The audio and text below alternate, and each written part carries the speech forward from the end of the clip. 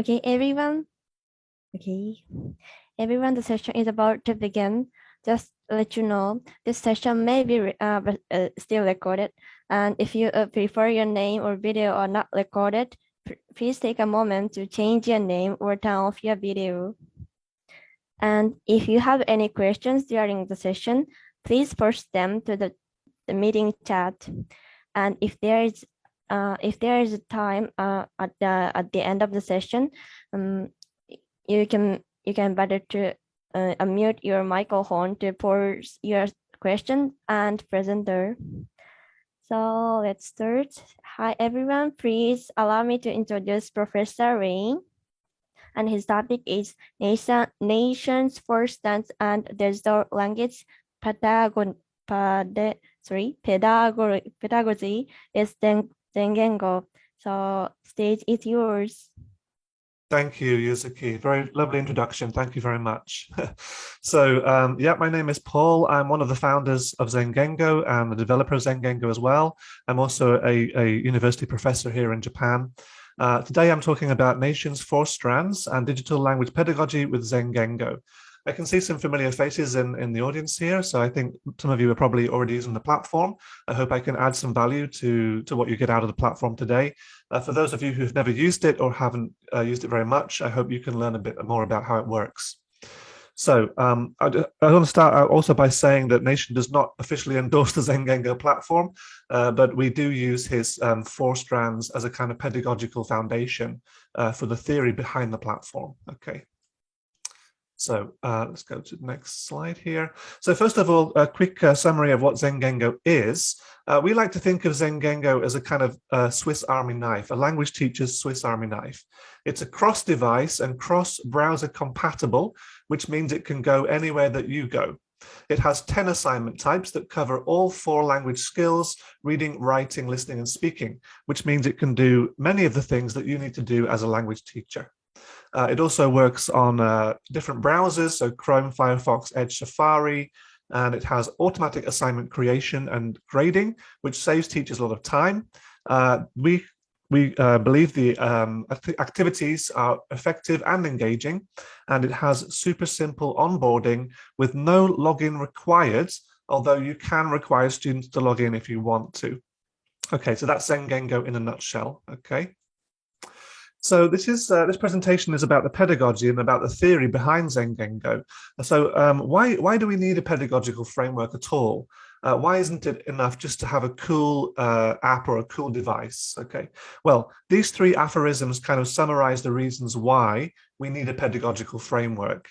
First of all, it's not just the technology, it's what you do with it. So, you know, just having technology will not be inherently motivational or effective for the students. It depends on how you use it. So a pedagogical framework can inform the way that we use technology in our classrooms.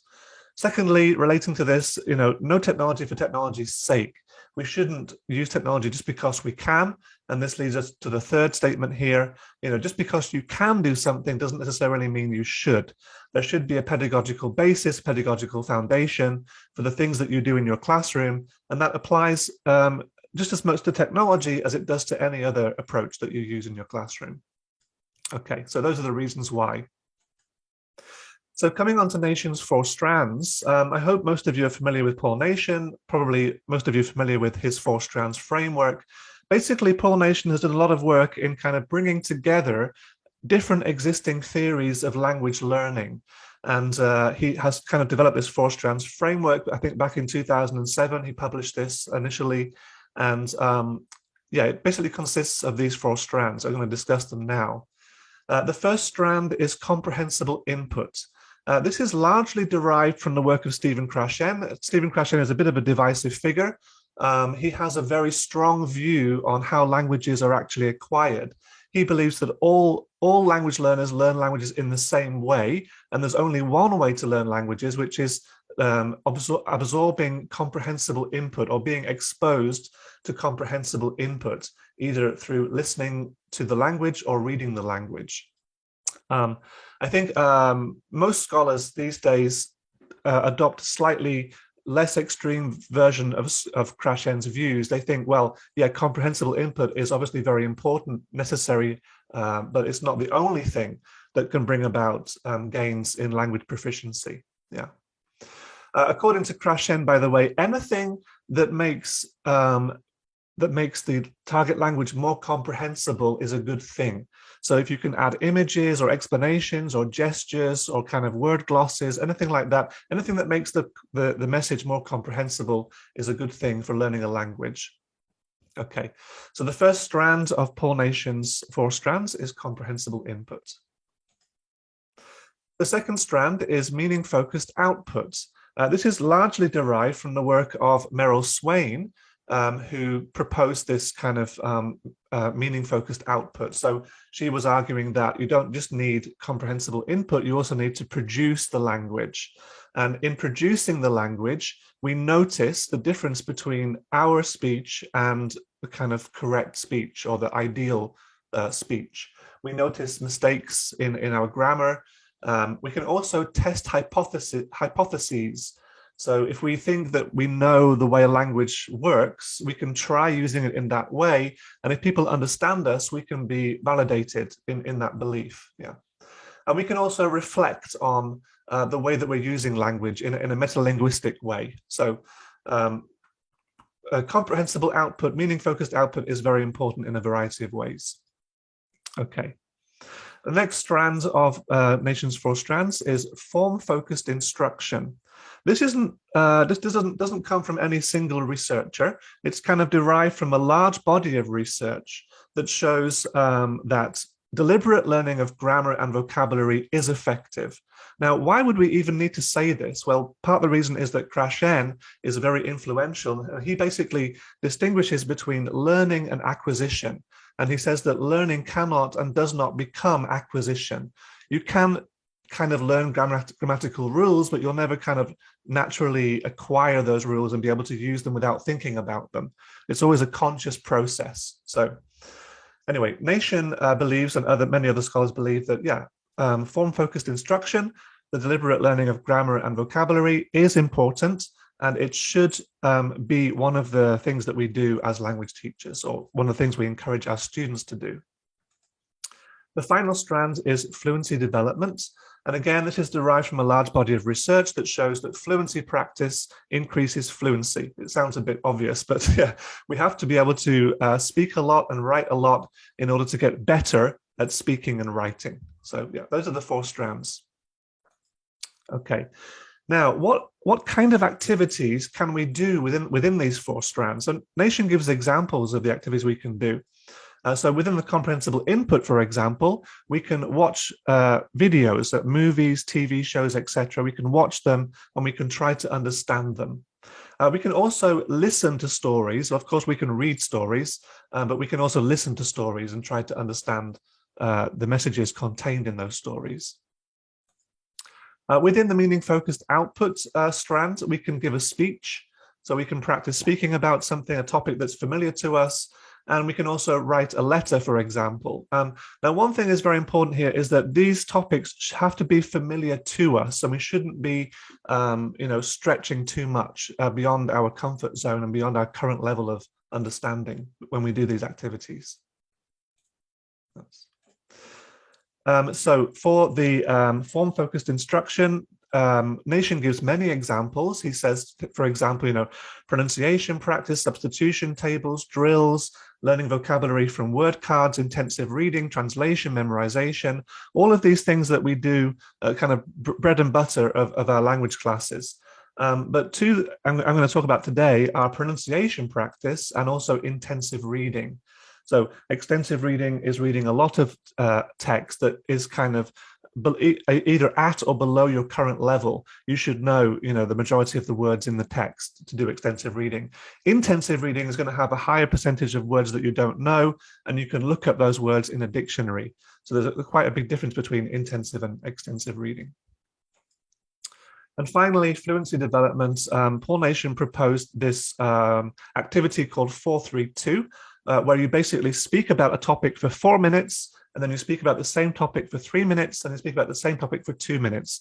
And every time you speak about it, you get better at speaking about it, and you can compress your ideas more densely into a shorter space of time. And his research has shown that, yeah, grammar and vocabulary actually improve over each attempt of the 4-3-2. And also he has this activity called 10-minute writing, where students are, as the name suggests, encouraged to write for 10 minutes without stopping in order to try and develop their fluency, their written fluency. Okay. So how does all this tie into ZenGengo? Well, as I said at the beginning of the presentation, ZenGengo has 10 assignment types that you can use to create these activities for your students. Yeah. So we have a written assignment type for the writing task. We have a video recording for the speech. We have, again, writing for the writing a letter. We have an activity called text to test, which allows you to convert any written text into a listening text using text to speech. Text to speech, yes. And we have another activity, multiple choice quiz, where you can attach a video to and then have a quiz underneath the video. Yeah. So that allows you to determine the extent to which the students did indeed comprehend the video. Remember, this is comprehensible input. So we have to, as teachers, figure out, yeah, is it actually comprehensible to the students? If not, it's not going to work. On the form focus side, pronunciation practice, we have an activity called speaking drill, which allows students to either read aloud or listen and repeat phrases from text that we define as teachers. And we also use text to test, again, the same activity for intensive reading. And for the 4-3-2, we have an audio recording assignment type. So this is all probably a bit confusing, but I'm going to demonstrate each of these assignment types in the remainder of this presentation here. Okay, so this table kind of summarizes a little bit better how each of the 4 strands can be broken down into activities, which in turn can be matched to a ZenGengo assignment type. And I'm just going to go through and demonstrate each of these now, okay? So for comprehensible input, we have multiple choice quizzes, okay? So when a student first launches a ZenGengo activity, we said it's login-less, but we want to track which students have done the activity. So all they have to do is input their name. That's it. There's no password. There's no logging in. If you don't want them to do that, yeah. So I'm going to pretend that I'm a student called Taro. I'm just going to click next. Now, for my ZenGengo classes, for my classes at university, I use a lot of TED videos. TED videos are very interesting. They're kind of a wide range of topics. If you search TED carefully, also, you can find videos that are at an appropriate level. And remember that they have to be comprehensible to your students. A lot of TED videos are kind of very, very high level, but some of them are very, very easy to understand and relevant. This one in particular, I like. It's called Weird or Just Different. It's given by a guy called Derek Sivers. And another good thing about TED Talks, of course, is that they're Creative Commons, so you can use them freely without copyright restriction, without worrying about, breaching copyright. So you can embed them in your ZenGengo activities without worrying about that. So this video, this guy basically talks about how cultures are vastly different across different countries and different places in the world. And I'm trying to get the students to think about their own culture and different culture that they have experienced when they've traveled around to different places in the world. So I'll just play a little clip of this video here.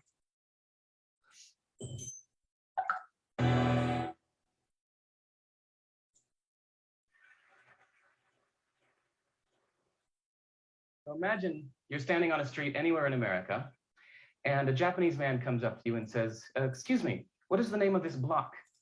You say, so as the students watch, they can answer the questions here. So the presenter asked them to imagine they're standing on a street in America. That's the correct answer. Okay. And as the student watches the video, they progress through these 10 questions. Yeah. So I'm sorry, well, this is Oak Street, that's Elm Street. This is 26th, that's 27th. He says, okay, but what is the name of that block? You say, well, blocks don't have names. Streets have names. Blocks are just the unnamed spaces in between streets.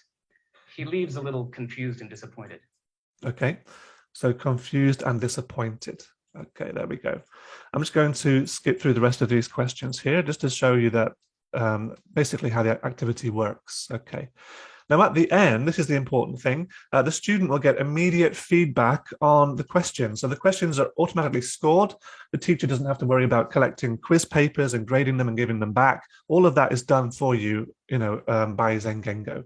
So, and here we can also see how well the student understood. So in this case, say the student got 30%, they really didn't understand the content of the video very well if they only got 30%. Yeah. Okay, so that's the first example there, comprehensible input-based activity using a video and a multiple choice quiz with ZenGengo. Okay, so moving on, I'm going to use this same video all through these different activities. This is another thing that Nation is a fan of, is using the same content in different modes. So you, first of all, listen to the text, and then you read the text, and then you study the words from the text, and then you talk about the text, and then you write about the text. So all of this is relating to the same video, the same content every time. So, listening to stories, I use an activity type called text to test. Okay, and again, I've created this with ZenGengo. I'm going to put my name in as Taro, and I just basically copied the transcript from the video. Okay, I can do that because, again, TED is Creative Commons and there's no restrictions, and TED also provides you with the transcript. It's very useful resource, is TED. So what I did is I copied and pasted the text into this text to test tool on ZenGengo, and it created for me this interactive reading activity. So students will listen and read at the same time to the text here, like this. So imagine you're standing on a street anywhere in America and a Japanese man comes up to you and says, "Excuse me, what is the name of this block?" Okay, so this is clearly not the original speaker, by the way. This is a text-to-speech voice, and you can choose the voices. We have, American accents, British accents, male, female. We even have some children's voices as well if you teach kids, and they could be motivated by hearing children's voices. So the student will listen and read to listen to and read the text. And on the next stage, they check the words in the text using a pop-up feature like this. All they have to do is put their cursor over the word, and they will see the definition of the word. And this is very important. Learning words in context, learning the meanings of words in context is a very important thing to do.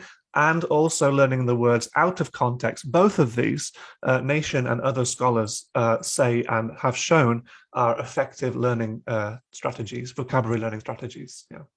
Okay, so a student will just go through, read the text again, and study the word definitions. And on the next page, they get this kind of decontextualized vocabulary matching activity where they see the same definition and then the choice of the 4 words. So that would be streets, that would be neighborhoods, that would be unnamed. Okay, I'll just skip through the rest of these questions.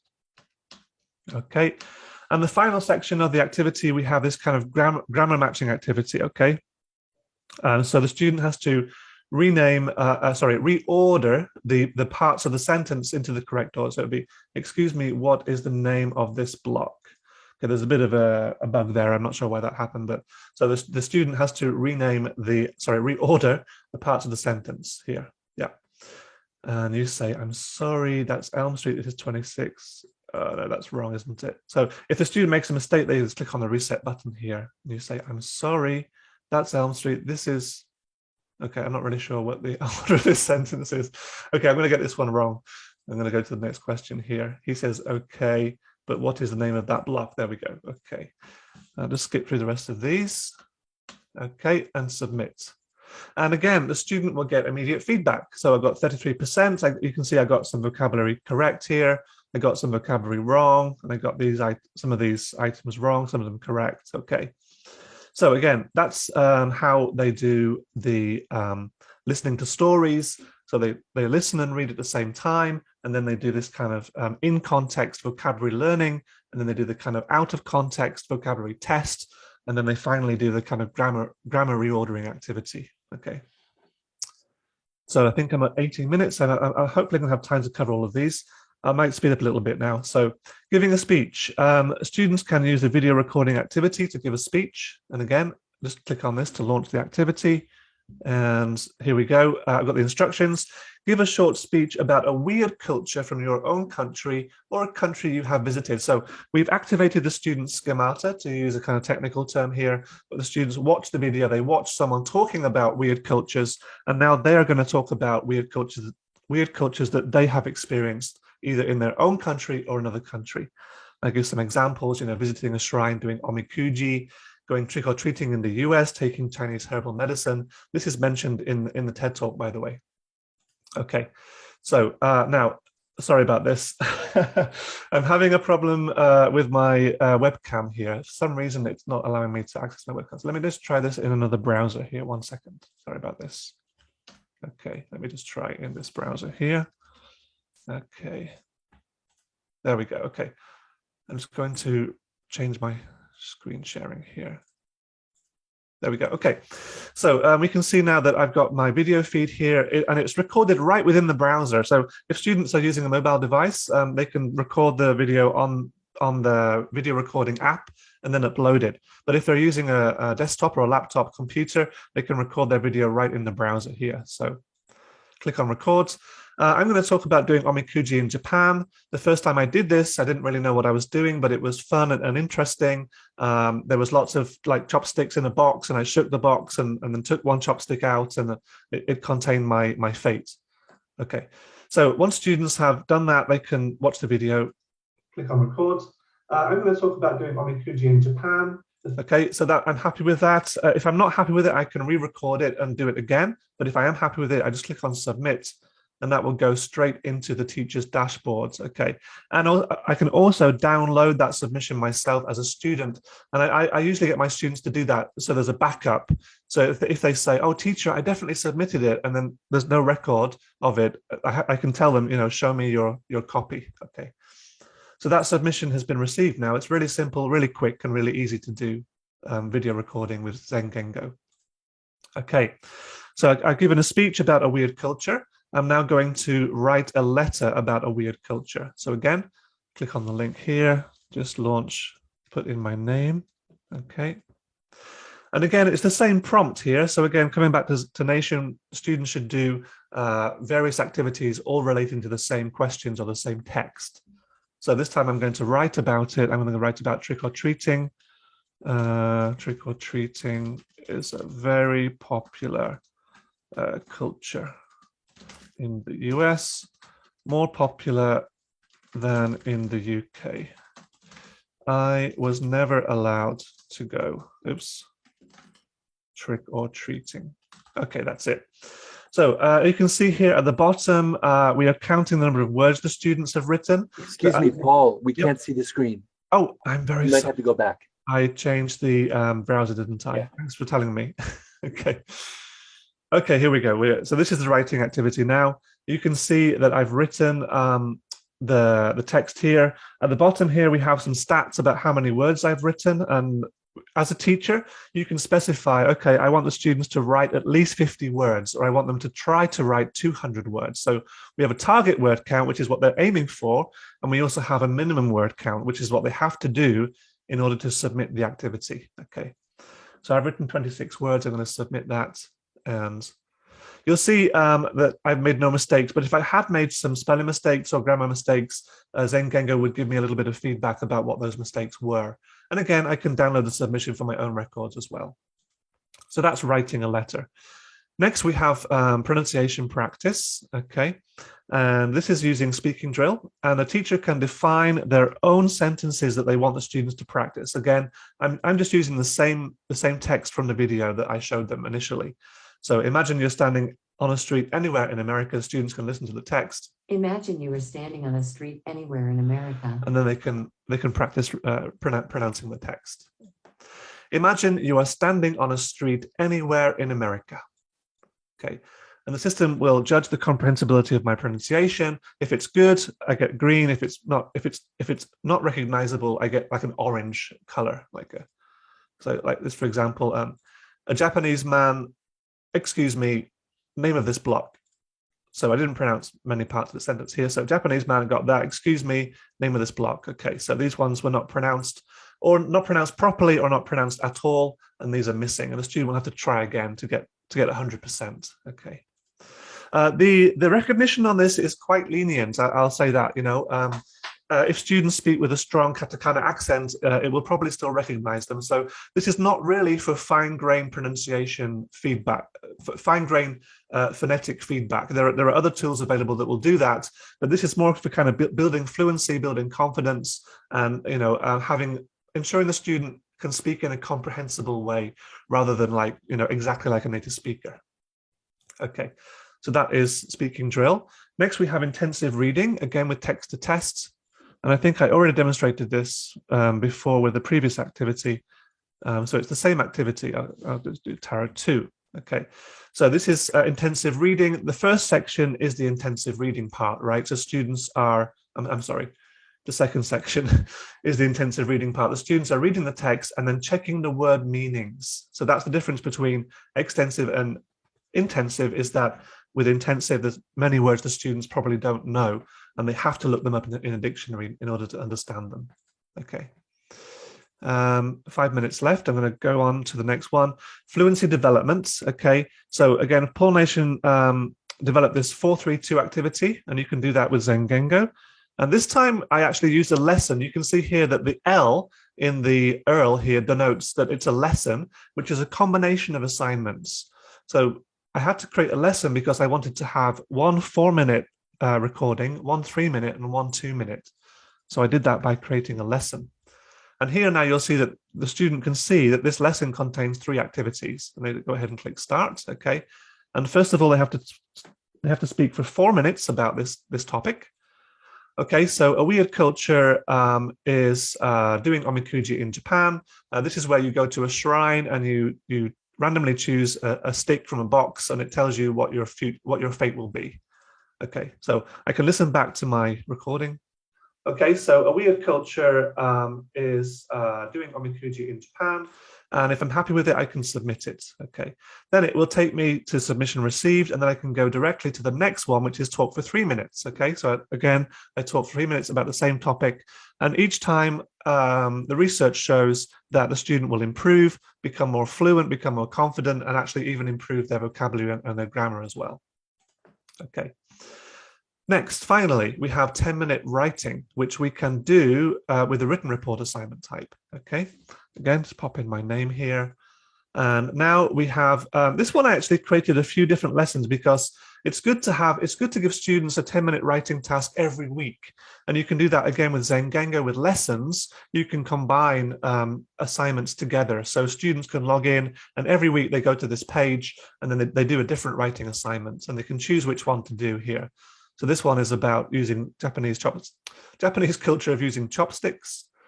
This one is about Japanese culture of using cherry blossoms. So again, they're all on the theme of kind of weird cultures or interesting cultures, eating sushi, and going to shrines and giving gifts. Okay, so again, I can just start the activity and just start writing. And this time, the idea is to write for 10 minutes. So there's no target word count, there's no minimum word count, but the student has to try to keep writing for 10 minutes. So I will write about the culture of viewing cherry blossoms in Japan. Oops, let's just put a mistake in there. Thanks you for your listening. No, don't do that. Okay, so I'm going to submit that one. Again, I get feedback. I made a mistake here. The system has picked up the mistake. Okay, and that's it. So the idea is that the student will write for 10 minutes and they get a check mark, and every week they'll choose a different activity and they can develop their fluency in that way. Okay, so these are the different ways that you can do, you can implement Paul Nation's 4 strands using the ZenGengo platform. These are some references. I can provide this for anyone who would like to follow up on these a little bit more deeply. And one more thing, so a bit of a Steve Jobs moment here. One more thing, Paul Nation's book, What Do You Need to Know to Learn a Foreign Language, can be downloaded for free from the Victoria University of Wellington website.